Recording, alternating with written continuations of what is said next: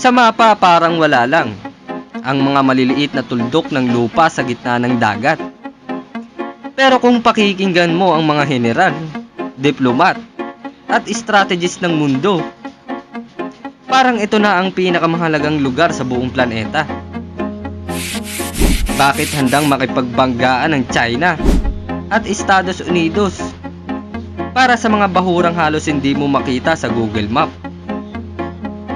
Hindi ito tungkol sa isda, hindi rin lang ito tungkol sa langis. Ito ay tungkol sa isang idea, isang invisible na linya na tahimik na humuhubog sa balanse ng kapangyarihan sa Asia. Ang tawag dito, the First Island Chain. At kung sino ang may kontrol dito, siya ang may hawak ng pinto palabas at papasok ng Pacific Ocean. Ang First Island Chain ay isang arko ng mga isla na nagsisimula sa Japan, dumadaan sa Taiwan, pababa sa Pilipinas, at nagtatapos malapit sa Borneo.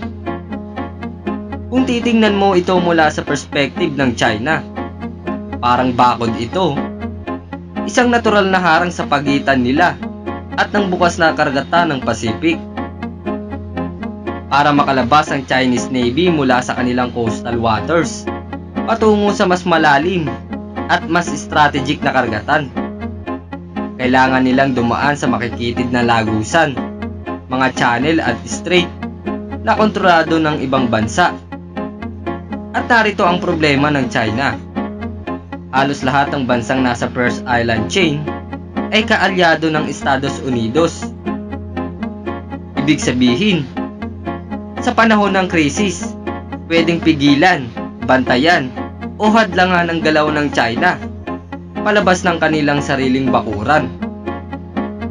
Para sa Beijing, ang First Island Chain ay hindi lang linya sa mapa, isa itong strategic chokehold.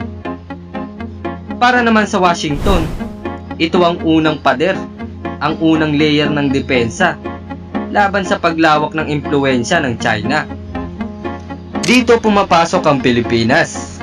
Kung ang First Island Chain ay isang bote, ang Pilipinas ang cork, ang takip, ang pumipigil para tuluyang mabuksan ang ruta palabas ng China patungong Pacific. Tingnan ang lokasyon natin. Nasa pagitan tayo ng South China Sea at ng Philippine Sea. Malapit sa Bashi Channel, isa sa pinakamahalagang lagusan ng mga submarino at barkong pandigma. Kung makokontrol ng China ang Scarborough Shoal at malaking bahagi ng Spratlys, hindi lang nila madadagdagan ang teritoryo nila, bubutasin nila ang First Island Chain. At dito pumapasok ang isang mahalagang konsepto sa modernong digmaan, ang A2AD o Anti-Access Area Denial. Sa simpleng salita, ito ay estratehiya para sabihin, huwag kayong lalapit. Sa pamamagitan ng missile, radar, airstrips, at naval assets, ginagawang mapanganib ng China ang pagpasok ng ibang bansa sa isang lugar. Ang mga artificial islands sa West Philippine Sea ay hindi lang lupa. Para itong mga aircraft carrier na hindi mo kayang palubugin. At kapag gumana ang A2AD, hindi mo na kailangang manalo sa digmaan. Sapat na napigilan mo ang kalaban na makapasok. Ngayon, isipin natin ang mas malaking epekto nito. Kapag nabasag ang First Island Chain, magbabago ang buong laro. Magkakaroon ng China ng mas malayang access sa Western Pacific. Mas madali para sa kanila na magpadala ng submarino, carrier groups, at missile platforms palayo sa kanilang baybayin.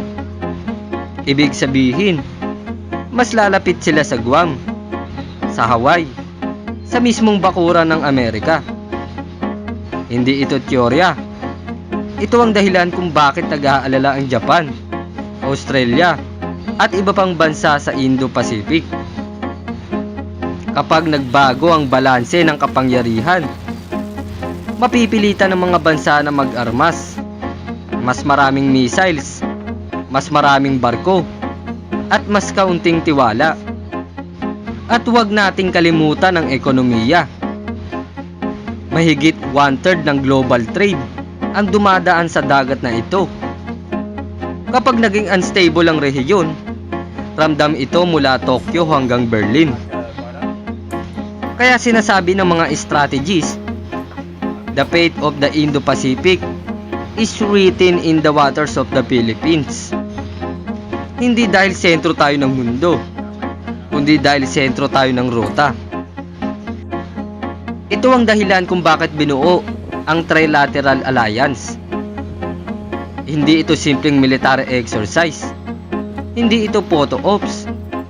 Ito ay isang mensahe, isang signal na ang mga bisagra ng pinto, ang mga choke point ng First Island Chain ay binabantayan.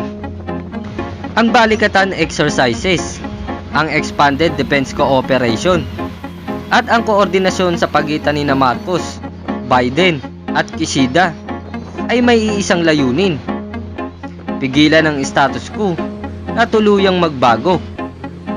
Hindi para magpasimula ng digmaan, kundi para pigilan ito. Ang West Philippine Sea ay hindi lang usaping soberanya. Hindi lang ito issue ng mapa o kasaysayan. Ito ay tungkol sa kung sino ang may kontrol sa mga ruta, sa galaw, at sa hinaharap ng Indo-Pacific. Ang Pilipinas ay wala sa gilid ng kwento. Nasa gitna tayo. At habang patuloy ang tensyon, isang tanong ang mananatili: sapat ba ang ginagawa natin bilang bansa sa posisyong hawak natin? Dahil sa larong ito ng kapangyarihan, ang hindi pagkilos ay isa ring desisyon. Ano sa tingin nyo?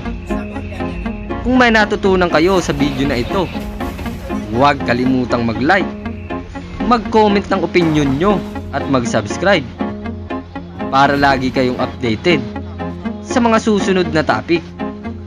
Maraming salamat po.